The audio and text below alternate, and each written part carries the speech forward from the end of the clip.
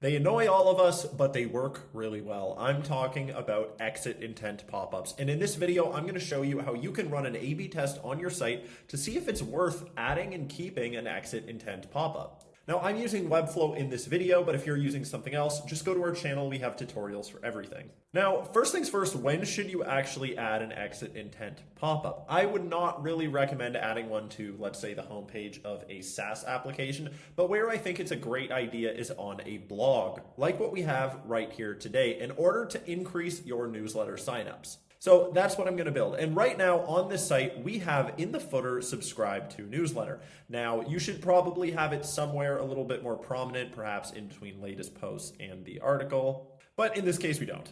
So the first thing that I'm going to do is I'm going to actually build the exit intent pop-up. And the way that I would do that in Webflow is just by building what looks like a pop-up with a close button and then setting it to a time delay. So I'm going to do that right now.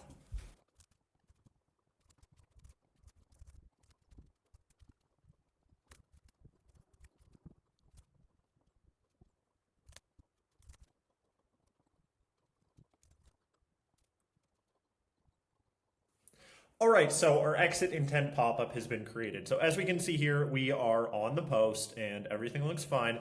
And then if I go ahead and just hover out, as we can see, this pops up right here. It says sign up for our newsletter. And then I can go ahead and click on close. So our pop-up is working perfectly. Every user is now going to see this. But again, the whole goal of this video is to run an A/B test, not to just show it to everyone. So for that, we're going to use Optibase. Now, if you don't have an Optibase account, go to the link in the description. You can get started for free. And if you're using Webflow, you can also install the Webflow app, which is going to make your life a whole bunch easier. So back on into Webflow, let's go ahead and get that set up. So the first thing that we need to actually do is go ahead and create a conversion. So I'm going to go over here to the conversion tab. I'm going to click on create conversion and I'm going to say newsletter form or just newsletter. And then for conversion type, I'm going to go ahead and click on submit. So now I'm going to go ahead and create that. And then all I need to do is select the forms that I want to connect it to. So we can see over here, there is the form element for my form in the exit pop-up. So I'm going to click on connect. As we can see, Optibase has added the conversion event. And then along with that, we have the form in our footer, so the other one that we want to test. So let's go ahead and add it to that as well. All right, so we have connected both forms. So the next thing that I'm going to want to do is create a test. So I'm going to click on create test and I'm just going to call this exit intent. And then we're going to leave it set to A/B test. Now we're going to select the newsletter conversion that we just created and click on connect. Now we need to connect our variant. So the way that I would recommend doing this is by creating two divs. So as you can see here, we have exit pop-up. Now I'm going to go ahead and I'm going to create a new one and I'm just going to call it like exit false.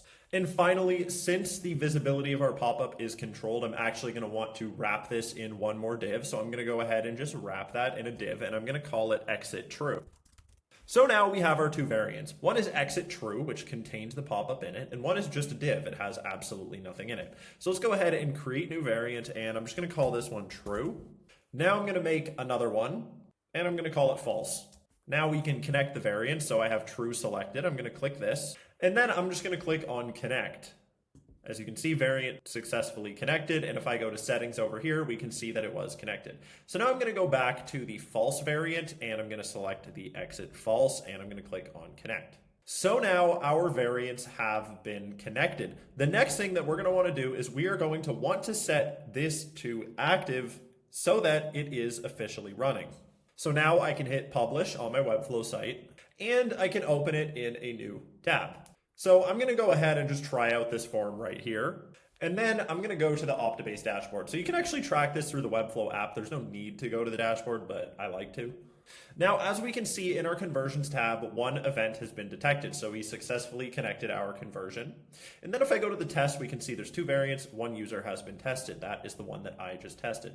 So as you can see, it showed me the variant without the exit intent pop-up. It has been tested, the conversion has been recorded. So now in Optibase, you can configure this however you want. So if you want to, for example, you can set it to auto stop when the conversion rate is, let's just say, for example, 8%. You can also set some restrictions if you want. You can take a look at who viewed it. You can do whatever you want. But at the end of the day, you now have your A/B test officially running. So that's it for this video. I hope this helped you. I'm interested to see how much this helps your conversion rate, and I'll see you in the next one.